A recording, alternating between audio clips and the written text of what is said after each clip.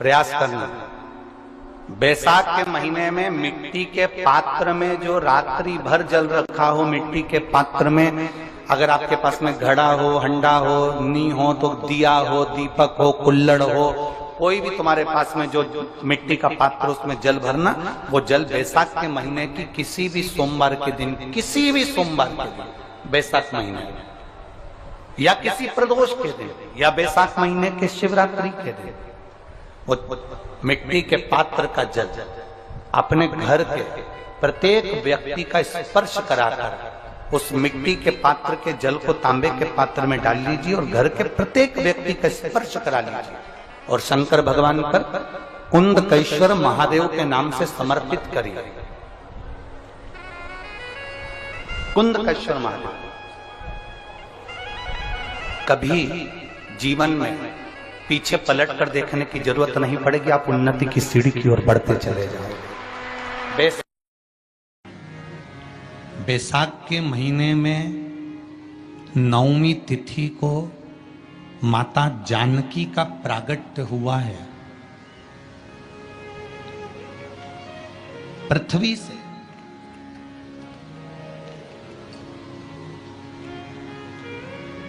कभी एक विचार करिएगा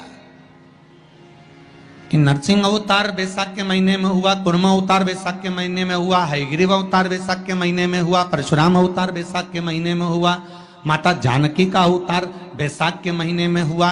आखिर बैसाख के महीने में, माधव महीने में इतनी महत्वता क्यों?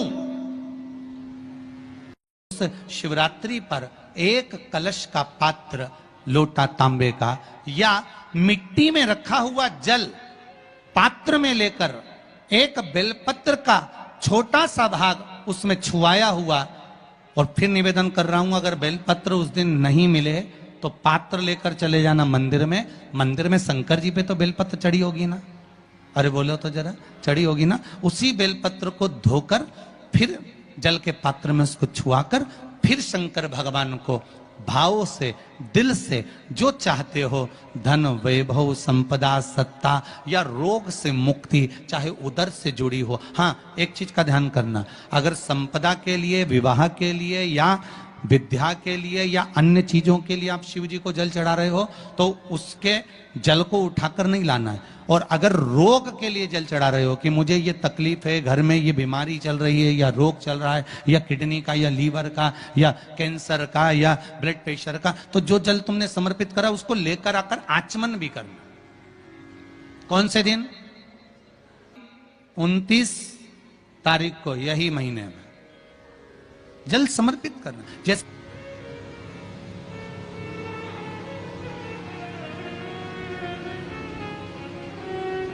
बैसाख के महीने में पड़ने वाली एकादशी, चतुर्थी, प्रदोष,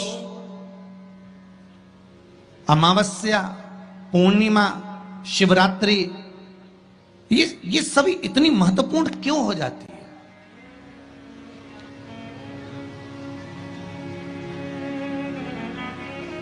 इसकी महत्वता इतनी प्रबल क्यों हो जाती है? किस लिए?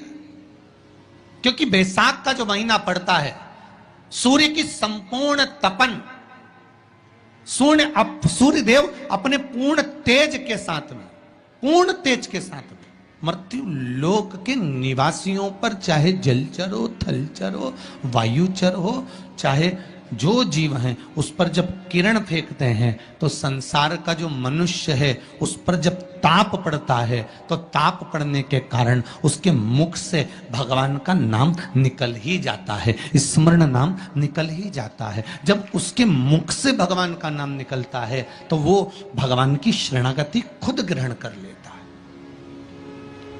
स्वयं।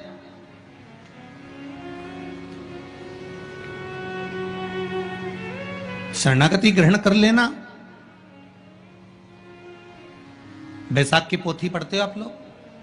आप में से अगर कोई पढ़ता हो बैसाख महीने की पोथी, तो उसमें एक वर्णन आता है,